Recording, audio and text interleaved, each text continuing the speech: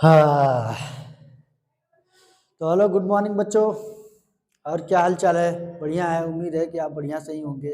सब बढ़िया से चल रहा होगा, पढ़ाई लिखाई आप लोगों का अच्छे से बोर्ड की तैयारी हो रही होगी।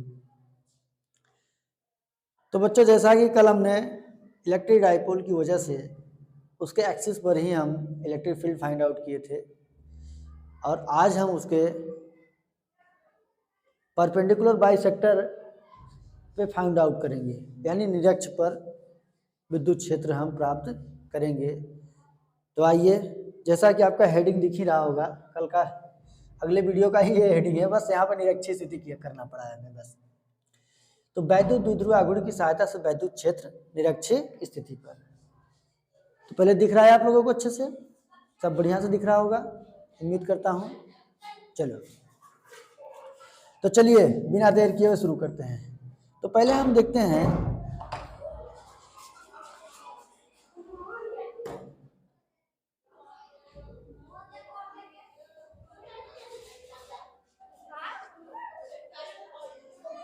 ठीक है, सॉरी बच्चों। आइए, तो हम एक इलेक्ट्रिक डाइपोल बनाते हैं। यहाँ पे माइनस क्यू है और ये प्लस क्यू है। तो हमने क्या पढ़ा? दो समान परंतु विपरीत आवेश एक दूसरे से यदि अल्प दूरी पर हो, ये मान लेते ओरिजिन है, तो वो एक डाइपोल बनाती हैं, जिसको इलेक्ट्रिक डाइपोल कहा जाता है। इसी उसके मध्य बिंदु से परपेंडिकुलर बाइसेक्टर एक्स डिस्टेंस पर कोई पॉइंट P है, जिस पॉइंट पर हमें इलेक्ट्रिक फील्ड फाइंड आउट करनी है। इसको मैं यहाँ कर देता हूँ, ज़्यादा अच्छा रहेगा। तो हम देख पा रहे हैं कि यहाँ से इलेक्ट्रिक फील्ड कैसा होगा? इस चार्ज से हमें पता है इलेक्ट्रिक फील्ड प्लस चार्ज से दूर जाता है, इसका इलेक्ट्रिक फील्ड ए ऐसा होगा। इसका नाम दे दे क्या? E1। हालांकि E1 सेम चार्ज के द्वारा ही उत्पन्न हो रहे हैं, तो E1 E2 बराबर ही होंगे, इनके आंकिक मान बराबर ही होंगे। तो ये E1 हो गया, मान लेते हैं। इस हेडिंग को जरा कुछ समय के लिए पोस्टपोन कर देते हैं। जाओ भैया, कहाँ यहाँ क्या कर रहे हो? ठीक है, तो आइए देखते हैं। ये रहा आपका E1, है ना। अब इसके कारण इसका इलेक्ट्रिक फील्ड तो इधर रहा, इस डायरेक्शन में। इसका इलेक्ट्रिक फील्ड कैसा होगा? इसका इलेक्ट्रिक फील्ड होगा इसी की ओर, E2। और यहाँ से यहाँ तक का टोटल डिस्टेंस हम मान लेते हैं R है, और यहाँ से यहाँ तक भी R ही है। अभी तक क्या समझे कि माइनस क्यू और प्लस क्यू दो समान इक्वल चार्ज हैं। इनकी सहायता से इसके परपेंडिकुलर बाइसेक्टर पॉइंट P पर एक बिंदु है, जो यहाँ से x डिस्टेंस पर है, मिड पॉइंट से, यानी जहाँ से डाइपोल हो रहा है वहाँ से x डिस्टेंस पर ये P है, और इसी पर हमें इलेक्ट्रिक फील्ड फाइंड आउट करना है। इसके द्वारा इलेक्ट्रिक फील्ड इस दिशा में उत्पन्न होगा, और इसके द्वारा इलेक्ट्रिक फील्ड इसी के डायरेक्शन में उत्पन्न होगा, क्योंकि इलेक्ट्रिक फील्ड के बारे में हम जानते हैं, धन से दूर जाता है। धन से दूर इसकी डायरेक्शन क्या होती है? धन से दूर तथा ऋण की ओर। ऋण की ओर इसकी डायरेक्शन तो यही होती है, धन से दूर जा रहा है और ऋण की ओर आ रहा है। तो यहाँ पर अब इसके दो कंपोनेंट काम करने लगे, इसके भी दो कंपोनेंट काम कर रहे हैं और इसके भी दो कंपोनेंट काम कर रहे हैं। तो आइए इसको एक इधर बगल वाले साइड में बड़ा ही आसानी से समझते हैं। आइए देखते हैं। तो ये यहाँ से ऐसे हमारा बन रहा था, ये और ये था आपका, ये E1 था और ये आपका E2 था। E1 हमने लिया प्लस क्यू के कारण, E2 की लिया है माइनस क्यू के कारण। तो यहाँ पर हम देख पा रहे हैं कि ध्यान से इसका E1 का एक परपेंडिकुलर डायरेक्शन में, यानी हॉरिजॉन्टल डायरेक्शन में, या कहें ऊर्ध्वाधर घटक, इसका E1 sine theta find out हो रहा है, और इसका ऊर्ध्वाधर घटक E2 का E2 sine theta find out हो रहा है। दो घटक हो गए ना, क्षैतिज और ऊर्ध्वाधर। और यहाँ पर इसका E1 काश थीटा ऊर्ध्वाधर क्षैतिज घटक है, और इसका भी इसी डायरेक्शन में E2 काश थीटा क्षैतिज घटक है। बात को समझिए ध्यान से, एक बार फिर से समझाता हूं इसको।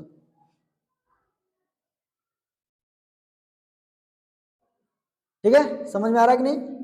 इनके बीच का एंगल मान लेते हैं थीटा है, ये भी क्या है, थीटा ही है ना? तो बात को समझिए, ये जब ये प्लस चार्ज और ये माइनस चार्ज जब इस पॉइंट पर काम करना शुरू किए तो इनके दो कंपोनेंट्स उत्पन्न हो गए। एक होता है क्षैतिज घटक और एक ऊर्ध्वाधर घटक, यानी हॉरिजॉन्टल, और एक इस साइड में। तो ये जो है आपका E1 साइन थीटा, इसका ऊर्ध्वाधर घटक है E1 का, इस चार्ज का, और इस चार्ज का माइनस का ये ऊर्ध्वाधर घटक है E2 साइन थीटा। और ये इसका मेन डायरेक्शन था, हमने बताया था E1 वेक्टर, ये E2 वेक्टर है ना। अब ध्यान दो, E1 काश थीटा और E1 काश थीटा एक ही डायरेक्शन में होंगे, तो जब डेल्टा E निकालेंगे, या हम ये कहें E नेट, जब हम net electric field find out करेंगे तो हम देख पा रहे हैं कि E1 काश थीटा, इसका क्या होगा, E1 काश, रिजल्टेंट तो यही होगा, E1 काश थीटा या E2 काश थीटा। कहने का मतलब ये है कि दोनों सेम ही होंगे, हमने नाम केवल दिया E1 और E2 है एक ही बात। तो यहाँ से हो जाएगा E नेट, भाई देखो सेम वैल्यू का इलेक्ट्रिक फील्ड फाइंड आउट प्राप्त होगा दोनों की वजह से, बस इसके डायरेक्शन अलग अलग है। तो ये सेम डायरेक्शन में इसलिए ऐड हो रहा है, तो इसलिए हम इसको E ले लेते हैं। हम यहाँ पे लिख दे रहे हैं कि E1 साइन काश थीटा। अब यहाँ पर देखो मैं लिख दे रहा हूँ कि E1 साइन थीटा और E1 साइन थीटा अलग अलग डायरेक्शन में है, इधर इधर, तो ये एक दूसरे को क्या कर रहे हैं, कैंसिल कर रहे हैं। E1 साइन थीटा और E2 sine theta opposite direction में है और दोनों की वैल्यू सेम है, तो कैंसिल कर रहे हैं। E1 और E2 केवल समझने के लिए है, इसका E1 ले लिया, इसका E2 लिया है ना। तो एक दूसरे को कैंसिल कर रहे हैं, ये दोनों एक ही डायरेक्शन में, दोनों क्या हो जाएंगे, ऐड हो जाएंगे। तो E नेट हो जाएगा 2E कास थीटा। अब इस बात को याद रखिएगा, हमारी कहानी यहीं से शुरू होगी, ठीक है। तो आइए देखते हैं अब आगे, ये समझ आया कि नहीं, समझ आया, यहां तक दिख रहा है कि नहीं, कहां तक दिख रहा है आपको? ठीक ठीक, यहां पर तो खाली है, इस पॉइंट पर टेढ़ा हो गया, ठीक है, हम यहीं देख लेते हैं यहीं पर। तो ये हमारा, अब ये समझ में आया आपको कि नहीं? इसको हम यहां से शुरू करते हैं, या यहीं रहने देते हैं इसको, E नेट, ठीक है, E नेट। अब 2E cos थीटा हो गया, यहां से हम cos थीटा क्या निकालेंगे, ये एंगल आपका हो गया, ये E नेट हो गया, तो ये एंगल है थीटा, ये थीटा है, ये थीटा है ना। और देखो ये क्या है, x है, और ये r है, ये यहां से यहां तक l है। तो cos थीटा बराबर क्या होता है, लंब बटा कड़, लंब क्या है, ये 90 डिग्री, तो यहां से बन रहा है, ये है ना। तो cos थीटा बराबर क्या होता है, लंब बटे में, सॉरी आधार बटे में लंब, आधार बटे में लंब होता है ना, यहाँ पर मैं लिख देता हूँ आधार बटे में लंब। तो cos थीटा इक्वल टू होगा, आधार क्या है यहाँ पर l, और लंब क्या है, लंब क्या है, सॉरी कड़ क्या है, r, l बाई r, ठीक है। इसको हम पुट करने वाले हैं, ठीक। अब यहाँ से हम r भी निकाल लेते हैं थोड़ी देर के लिए। तो r क्या हो जाएगा, पाइथागोरस प्रमेय से, पाइथागोरस दिख रहा है कि नहीं यहाँ पर, हाँ दिख ही रहा है। तो पाइथागोरस प्रमेय से r बराबर क्या होगा, r क्या कड़ है, कड़ स्क्वायर बराबर क्या होगा, लंब स्क्वायर, ये लंब स्क्वायर प्लस आधार स्क्वायर, यानी x स्क्वायर प्लस l का स्क्वायर। इसको हम ऐसे भी लिख सकते हैं, एक ये चीज हो गया, और एक ये ऐसे भी लिख सकते हैं कि r बराबर root over x square plus l square, ये भी हो सकता है। तो ये बातें याद रखना, इसका हम जब प्रयोग करेंगे तो देखिएगा, ठीक है। आइए बच्चों, मजे से अब हम आगे बढ़ रहे हैं। तो हम यहाँ से शुरू कर रहे हैं, यहाँ से इस टॉपिक को हम शुरू कर रहे हैं, ये हमें मिल गया है यहाँ से। तो ई नेट बराबर 2E ई क्या होगा? अब इलेक्ट्रिक फील्ड के बारे में हम जानते हैं कि ई होता है के क्यू बटे में आर स्क्वायर। आर क्या? Distance between 2 point. तो यहाँ से हम निकालेंगे, यहाँ पे 2 है तो 2 को बाहर ले लो, 2 ई क्या हो जाएगा? के क्यू बटे में आर स्क्वायर। अब आर क्या है? आर क्या है? ये आप समझिए यहाँ से यहाँ तक। बच्चों समझो जल्दी से इसको। एक काम करते हैं, इसको हम मिटाने वाले हैं, इसको एक बार ध्यान से नोट कर लो, फिर देखता हूं मैं। ठीक है, चलो दिख रहा है, इधर हम देख रहे हैं, इधर दिख ही रहा है, तो हम क्या करें, अब चलने दो ऐसे ही। ठीक है, तो के क्यू बटे में आर स्क्वायर, ये क्या है? R square. यहां से डिस्टेंस क्या है? के क्यू बटे में आर स्क्वायर और कास थीटा, है ना? क्या? ठीक है, यहाँ हम इसको 2 cos थीटा यहाँ पर कर देते हैं, क्योंकि यहाँ पर एक चीज और काम में आ जाएगी, 2 cos थीटा। ठीक, तो अब यहाँ से E net is equal to आएगा के क्यू बटे में आर की जगह पे आर स्क्वायर क्या है? R square is X square plus L square, X square plus L square. ठीक है, और 2 cos थीटा क्या होगा? cos theta is equal to है L by R, L by R. और आर क्या है? आर क्या? Root over X square plus L square की पावर 1/2 कर सकते हैं। रूट का मतलब क्या होता है? Powers 1/2।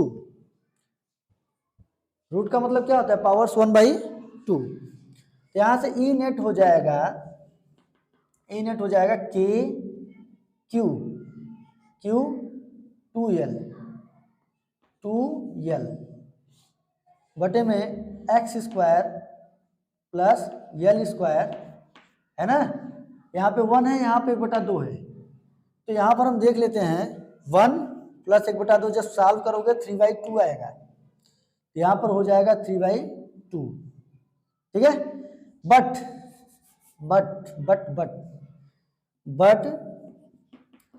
Q into 2l is a क्या है? P, है ना? डाइपोल, इलेक्ट्रिक डाइपोल है। तो E net is equal to हो जाएगा, तब यहां से E net is equal to हो जाएगा के पी, है ना? के पी बटे में, यहाँ पे के ऐसे लिखता है, बटे में x square plus L square के पावर 3/2। एक तो ये चीज हो गया। अब अगर डिस्टेंस बहुत बड़ा कर दे, इस पॉइंट को हम बहुत दूर ले जाएं, तो वहां से हमें ये ना एक जो अल्ब डिस्टेंस है यल, या इनके बीच में जो 2l है, 2l जो है ये बहुत छोटी हो जाएगा, यानी ये एक पॉइंट चार्ज की तरह बिहेव करना, पॉइंट चार्ज की तरह दिखने लगेंगे। तो ऐसी स्थिति में यदि x is much greater than 2l, तो एल स्क्वायर और छोटा होगा, तो एल स्क्वायर और छोटा होगा। क्यों भाई, समझ रहे हो कि नहीं? यानी एल एक्स के कंपेयर में एल बहुत छोटा है, एक्स के कंपेयर में एल बहुत छोटा है, इसलिए एल को छोड़ने पर तो एल स्क्वायर तो इससे भी छोटा होगा, इसको छोड़ देते हैं। अतः एल स्क्वायर को छोड़ने पर, देखो दिख रहा है कि नहीं यहां तक नीचे? छोड़ने पर, जब इसको छोड़ेंगे तो क्या मिलेगा हमें? तो यहां से मिलेगा ई नेट, शायद यहां ना दिख रहा हो, ई नेट के पी बटे में, ये छोड़ देंगे तो एक्स स्क्वायर के पावर 3/2, तो 2 से 2 कैंसिल, यहां दिख रहा है, एक बार देखना होगा। ठीक ठीक ठीक ठीक चल रहा है, दिख रहा है, बहुत बढ़िया दिख रहा है। तो यहां से हो जाएगा के पी एक्स पावर 3, के पी बाई एक्स के पावर 3, है ना? तो यहां से आ गया इस पॉइंट का इलेक्ट्रिक फील्ड। हम यहाँ पर इस पॉइंट को हम ऐसे लिख दे रहे हैं, यहाँ पर इस वाली जो पॉइंट है, या यहीं पर लिख देते हैं 1 के का मान क्या था? निर्वात था y 1/4πε0, पी का क्या होता है? P electric field, electric dipole, फिर x क्यूब, ये है आपका E net. TA find out हुआ है कि नहीं? देख लीजिए, इसको दिख रहा है ई नेट। ओहो 4πε0 तो नहीं दिख रहा है, इसको एक बार हम इधर कर दे रहे हैं बच्चों। यहाँ तक तो दिख रहा था, छोटा होगा L स्क्वायर, यहाँ से मैं लिख दे रहा हूँ इसको, यहाँ से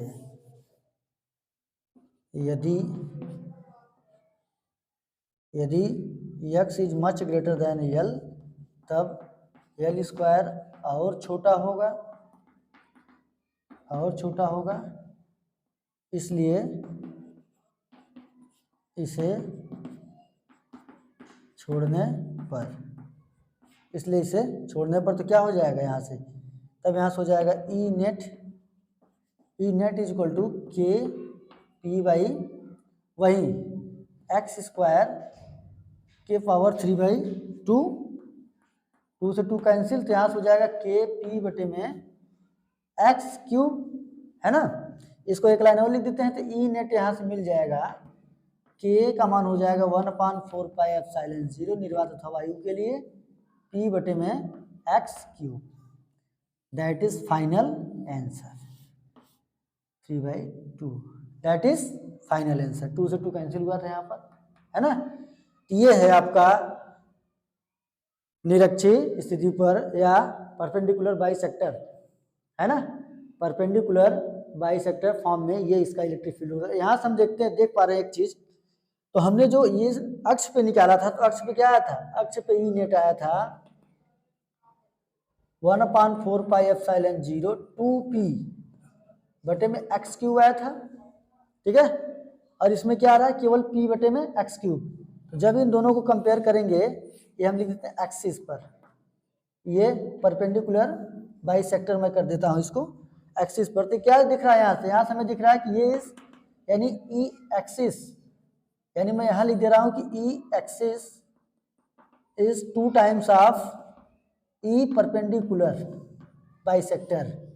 ई परपेंडिकुलर बाइसेक्टर का ये दुगना होगा। अब इसकी डायरेक्शन क्या होगी, इसकी डायरेक्शन होगी इस दिशा में, और डायपोल की डायरेक्शन क्या है, इस दिशा में, और यहाँ पर रिजल्टेंट डायरेक्शन क्या है, इस दिशा में। इसका मतलब कि डायपोल के समांतर उसके ऋण दिशा से धनात्मक दिशा की ओर है ना। तो उम्मीद करता हूँ ये आपको समझ में आया होगा। बोर्ड के दृष्टिकोण से बहुत ही इंपॉर्टेंट क्वेश्चन है, बोर्ड में भी ये कई बार पूछा जा चुका है। तो उम्मीद करता हूँ कि आपको समझ में आएगा, ये चीज़ समझ लीजिएगा कायदे से।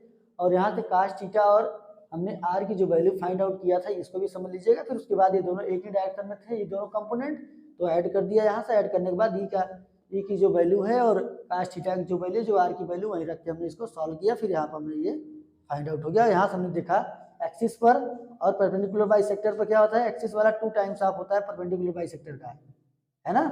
और इसकी डायरेक्शन क्या होती है, इसकी डायरेक्शन क्या होती है, इस डायरेक्शन में, यानी डायपोल की डायरेक्ट डायरेक्शन ये है माइनस से प्लस की ओर, है ना।